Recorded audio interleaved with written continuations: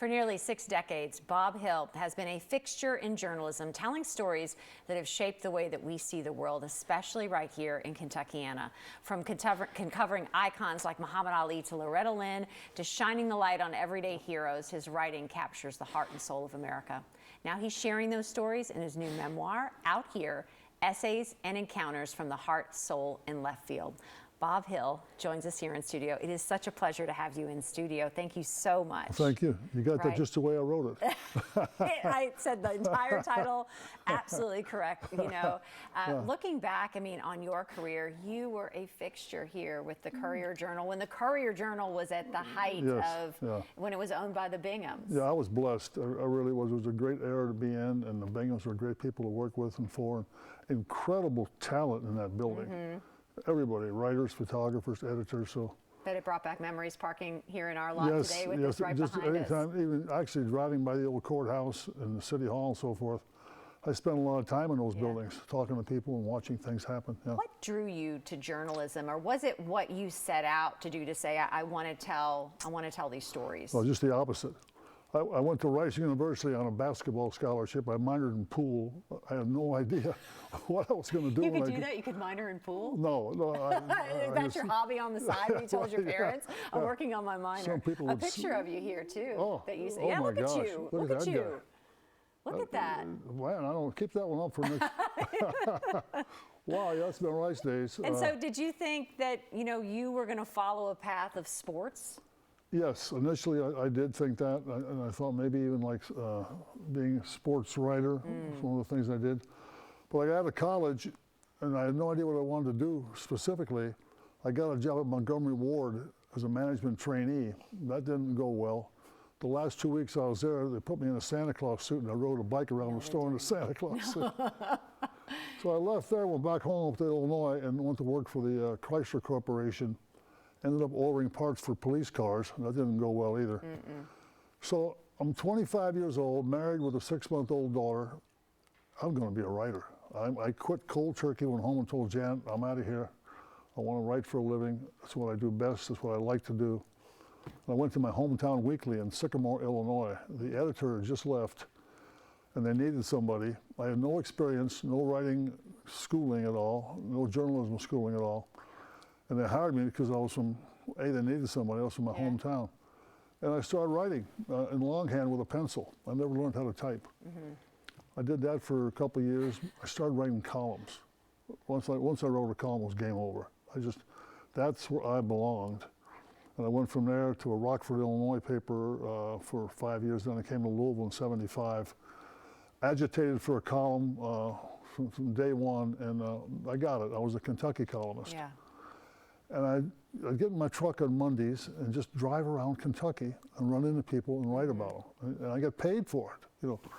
This is what I want to do for a living. This is it, where I want to do it. How many people get to do what they love to do it? Married 62 years, 2 good kids. I could use my hair back. That's the only thing. And that picture of you in the basketball shorts, right? Yeah. Back when, this is what, your 14th book? 15th? 14th book. 14th counting. I go back to Fred Wishy, the Weekend Gardener, history of the Louisville Slugger, history of Center College, did a book on bipolar illness, just did a book about David Jones, the founder of Humana. And then this is one, I got one more to go. When Janet and I got married, we had $500 in a 52 Buick.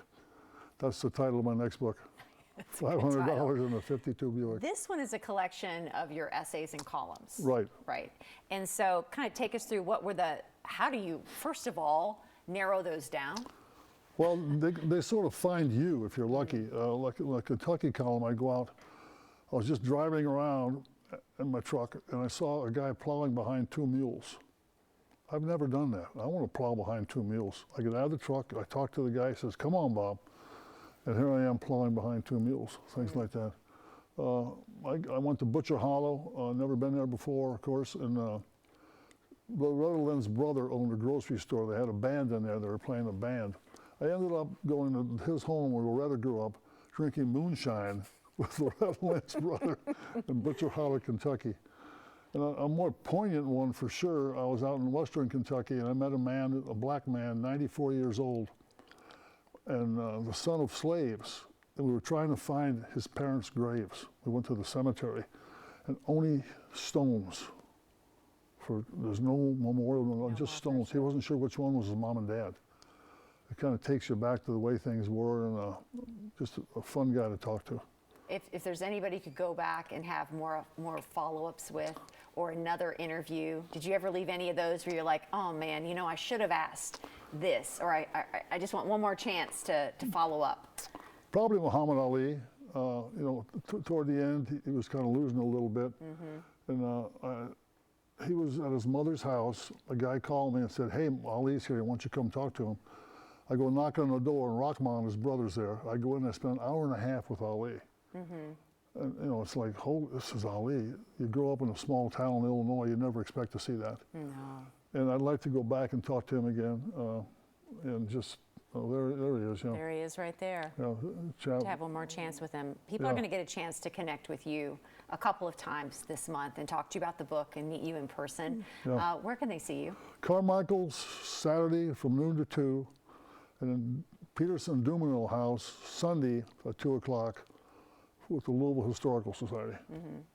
Well, I can let you know, when I was an intern here at WHAS, how many times in the newsroom Doug Proffitt would come in and begin, because Doug Proffitt was a leader even then, right? Oh, yeah. He would come in those meetings, and I remember he would say, but Bob Hill wrote in his column today, how many times your name was brought up. Well, he wrote about this. I think we need to look at this. And it's just like your name has been echoed in so many newsrooms. And I mean, Doug Proffitt is one of those I think we all love and admire. But how many times? And I kept thinking, who's this Bob Hill as a young intern? And then I would start reading your column because my dad was a fan of your columns and what you would say. So thank you for like leading the way for so many of us. Seriously, I'm close to tears here. It means a lot to hear that, and to be able to, again, to give back to a place you love and write stories about people that need to be written about. That was my bottom line. You've done it. Thank you so much for inspiring us still. To learn more about Bob, to purchase his book, just go to authorbobhill.com. You can catch up with him a couple of times this month at Carmichael Bookstore.